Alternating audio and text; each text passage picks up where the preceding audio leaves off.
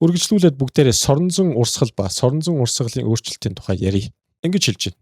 B хүчлэгтэй нэгэн төр соронзон орон дотор S талбайтай жаз альфа өнцгөр энэ альфа шүү. Байрлаж байна. Жазны хавтгаагаар нэвтрэх соронзон урсгал гэж орны тухайн цэгдэх соронзон орны индукцийн хэмжээ B-г жазны талбай S ба орны чиг гадаргын нормал вектор хоёрын хоорондох альфа өнцгийн косинусаар үржүүлсэнтэй тэнцүү буюу энэ доод талын тэгшдэглийг л энэ дээр тайлбарлаад байна. За тэгэхээр энд юуг илэрхийлсэн бэ гэвэл ер нь соронзон урсгал гэж юу юм бэ гэж хэлсэн байна. Соронзон урсгал гэдэг нь B-г үржих нь жазны талбай тэгээд тэр хоёрын хоорондох өнцгийн косинусаа гэж хэлсэн байна. За энэ жаз гэж бодъё бүгд. Ийм талбайтай энэ ингээд битүү байгааг бодож. Энэ жазыг би соронзон орон дотор буюу нэг ийм чиглэлтэй соронзон орон дотор оруулсан байлаа гэж бодъё. Тэгээд ингээ байрлуулах юм бол энэ талбайгаар нэвтрэн гарч байгаа B-гийн хэмжээг энэ талбайгаар нэвтрэн гарч байгаа B-гийн хэмжээг л соронзон урсгал гэдэг юм аа. Тухайн талбайгаар ямар хэмжээний B нэвтрэн гарч ийн тэр маань соронзон урсгалаар тодорхойлогдох юм байна. Тэр альфа өнцөг гэж юу юм бэ? Альфа өнцөг тухайлбал ингэж байрлуулах нэг өөр талбай нь илүү томроо явчих чинь. Энд тусах талбай. Одоо байг ингэж байрлуулах нэг өөр. Өөрөөр хэлбэл жазыг ингэж байрлуулах нэг өөр. Тэгэхээр энэ талбай нэвтрэн гарах талбай хэмжээ багасаад ингэх юм бол бүр нэвтэрч гарч чадахгүй энэ талбайг дээгүүр нь өнгөрөөд байна. Ингэх юм бол максимум өнцгөөсөө хамаарч өөрчлөгдөд байгаа учраас эдгээрийг косинус альфагаар үржүүлдэг байна. За энэ соронзон урсгалын энэ бол соронзон урсгал нэг чинь юу вэ гэвэл VB буюу Вебер шүү. Манайха Вебер. Тэгээ VB гэж товчлно. B-г нэг чинь Веберийг хуваах нь метрийн квадрат, S гэдэг бол энэ жазны талбай хэлж байгаа учраас метр квадрат байдаг байна. За эдгээрийн тухай бүгдээрээ яриад амжлаа.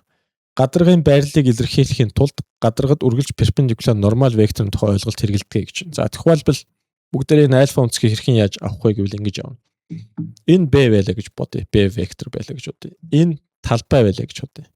Энэ талбай болон B-гийн хоорондох өнцгийг хэрхэн илэрхийлдэг вэ гэхээр тухайн талбайд нормал буюу перпендикуляр нэг юм зураас татдаг. Ийм зураас татдаг гэсэн үг. За энэ дээрээс би нэг юм болоод ирье. Ийм гэсэн үг. За энэ шулуун маань энэ талбайд 90 градус байна. Перпендикуляр байна. Тэгвэл энэ шулууныг юу гэж ярих вэ гэхээр тухайн талбай нь нормал гэж ярьдаг. Нормал буюу 90 градусаар бууж ирсэн шулуун гэсэн үг. За одоо ийм байгаа гэд бодчихъя. Нэг барьж чадах нь. Ийм байгаа гэж бодчихъя. Энэ дээрээс би ирж байгаа. Тэгвэл альфа өнцөг маань энэ нормал болон энэ хоёрын хоорондох. Энэ нормал болон энэ үзэгний хоорондох өнцөг байх нэ. Энэ хооронд энэ өнцөг байх нэ. Энэ өнцгийг бид нар альфа өнцөг гэдэг байгаа шүү. Тэгээд косинус альфа гэж хэлээд байгаа. Гэтэл бүгдээрээ бодчих.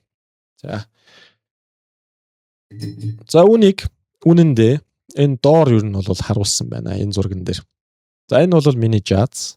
Ингээд талбай татсан 90 градусын шулууныг би нормал гэж хэлдэг. Энэ байна. За энэ маань соронзон орн байна. Энэ хоёрын хоорондох энэ өнцгийг л бид нар альфа гэж хэлээд байгаа. Тэгээ косинус альфагаар үржүүлэх юм бол тэр фи буюу соронзон урсгал маань гарч ирдэг байна. За үргэлжлүүлээд уншъя. Альфа өнцөг өөрчлөгдөхөд соронзон урсгал өөрчлөгдөнө гэж хэлсэн байна. Альфа өнцөг өөрчлөгдөхөд соронзон урсгал өөрчлөгдөн альфагаас. Жишээлбэл косинус тик хийдэ нэг штэ тий. Энэ тохиолдолд соронзон урсгал маань хамгийн их байна. Тухайлбал энэ дээр бичээд үзье. Фи BS энэгээр гоё бичиж. Cos тик бол 1 байдаг. Ингээд BS буюу максимум хэмжээнд өргөх нь байна.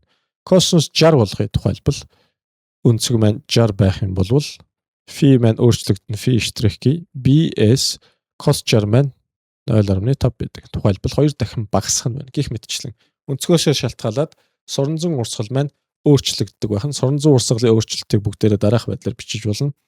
Дельта фи тэнцүү фи 2-оос хасах нь фи 1 гэх мэтчлэн. Тухайлбал фи 2 нь хэд байдэн те 0.5 BS фи 1 нь BS байсан ч юм уу. Энэ хоёрын хооронд нь хасаад соронзон урсгалын өөрчлөлтийг бас олж болдог байх нь хэдүүлээ.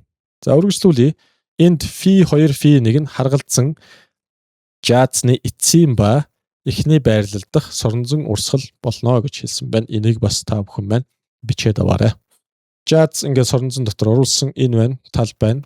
Гэхдээ талбайд бид нар юу татах ёстой? Нормал татах ёстой. Энэ нормал маань хаашааш татагдсан болон цаашаас татагдсан болон наашаас татагдсан болон наашаа юм бол цэг тавиад n үсэг тавьчихад болно.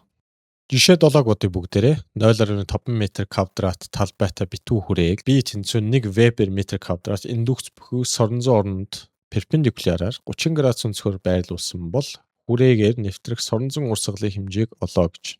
Энд юу болоод байгаа юм бэ? За ингээд B-гээ бүгдээрээ зурчия. Шугамнуудаа B энд хэрхэн яаж байрлуулсан? Ингэж байрлуулсан. Перпендикуляраар гэдэг нь энийг хэлж байгаа. За тэгвэл 90 градус юм байна гэж сэтгэлээр унах хэрэггүй. Яагаад вэ гэхээр ийшээгээ татагдах одоо тэр нормалыг бид нар харах хэрэгтэй. Эндээс. Энэ нормал маань B-тэй тэг градус үүсгэж байгаа. Энэ нормал N. Тийм учраас альфа маань энд үндсэндээ тэг градус болох нэ. За энэ бол А шүү.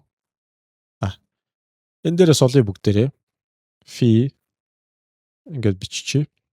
B үржих нь S үржих нь косинус альфа. За эндээс хэд гарах вэ? B маань 1.05 үржих нь кос тэг байх нь кос тэг бол 1 байдаг. 0.5 Вебер гарах нь. За B-г нь олъё. 30 градус өнцгөр байрлуулсан. Энийг арилгачих. 30 градус өнцгөр байрлана гэдэг нь ямар учиртай юм бэ? Гэвэл ийм учиртай. За нэг энэ хавцаа зурчуул яаж чинь. Ингээд. Одоо энийг бид нар арилгах үүрэгтэй. За тэгэхээр энэ хоёрын хооронд 30 градус байгаа гэж бодъё. Энэ хоёрын хооронд 30 градус байгаа юм болвол энд 90 градусаар татсан энэ хоёрын хооронд хэдэн градус болох вэ? 90-ээс хассан 30 буюу 60 градус болно. За тэр 60-аар нь би бодъё шүү. Тийм учраас альфа 2 маань энэ удаад 60 градус болжээ. За одоо бүгдээрээ фиг олъё. Фи 2 тэнцүү BS cos альфа. Нэгийг үржих нь 0.5 cos 60 2-1 байдаг. Ингээд фи 2 тэнцүү 0.25 Вебер гарах нь байна. Өнцгөөсөө шалтгаалаад урсгал маань өөрчлөгдөж байгааг анхаарай. За V дээр параллел байрлуулсан бол хүрээгээр гэж байна. За параллел байрлуулна гэдэг нь үндсэндээ бол энийг арилгаад энийг бас арилгачих. Ингээ устгачих л да тий. Энийг бас устгачих, энийг устгачих. Параллел гэдэг нь ингэж байрлуулсан гэсэн үг. За ингэж байрлуулж байхад энэ дээшээгээ нэг нормал татагдана да залуусаа. Энэ нормал хэдэн градус өнцөг үүсгэх юм? 90 градус өнцөг үүсгэнэ энд. Тийм учраас энэ удаад альфа 3 маань 90 градус байх нь байна. Ингээд фи 3 тэнцүү нэгийг үржих нь 0.5 үржих нь cos 90 бол тэг байдаг энэ дээрээс. Тэг буюу соронзон урсгал бий болохгүй. Өөрөөр хэлбэл соронзон орон маань энэ талбайгаар нэвтэрч гарахгүй байна гэсэн үг.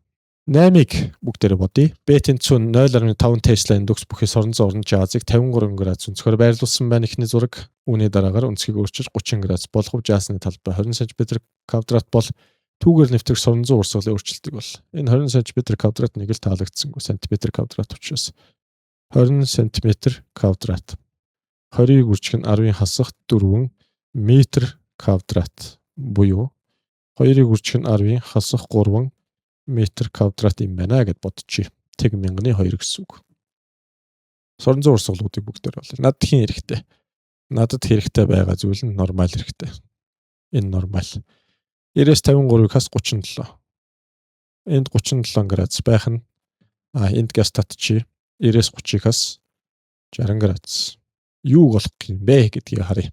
Эхнийх нь өнцгийг өөрчилж ийм болгосон ийм бол соронзон урсгалын өөрчлөлтийг болох нь байна.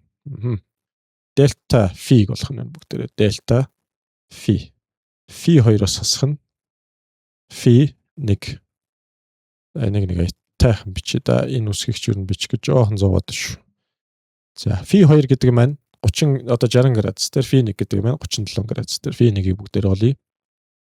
Фи 1 тэнцүү BS cos 37. B маань 0.5. S маань талбайг нөхсөн тэр маань 2-ыг үржих нь 10-ын хасах 3 байсан. Үржих нь cos 37. Cos 37 0.8 байдаг баха. Тэгэхээр 0.5-ыг үржих нь 2 үржих нь 0.8 үржих нь 10-ын хасах 3 байх нь. За энэ 10-ын хасах 5 болчих нь байна. 10.80. 80-ыг үржих нь 10-ын хасах 5 Вебер. За фи 2-ыг олъё. Энэ талд нь фи 2 За хэдүүлээ дахиад 0.5-ыг дахиад 2-ыг үржих нь 10-ын хасах 3-аар үржүүлээд түүнийгээ cos 60 үржүүлнэ. Cos 60. Cos 60 чинь 2-ны 1 ингээд 1 0.5 үржих нь 10-ын хасах 3. 10-ын хасах 5 руу явуулвал хэд болох вэ? 10-ын хасах 4 50. 50-ыг үржих нь 10-ын хасах 5 Вебер байх нэ залуусаа. За ингээд одоо энэ хоёрын хооронд нь хасъя. Дельта фи тэнцүү фи 2-оос хасах нь фи 1 тэнцүү фи 2 маань 50-ыг үржих нь 10-ын хасах 5. За үндсэндээ бол 50-аас хасах нь 80 юм байна л да. 50-аас хасах нь 80. Үржих нь 10-ын хасах 5 байх нь. Хасах 30-ыг үржих нь 10-ын хасах 5. Хасах 3-ыг үржих нь 10-ын хасах 4 Вебер маань миний соронзон орны урсгалын өөрчлөлт байх нэ.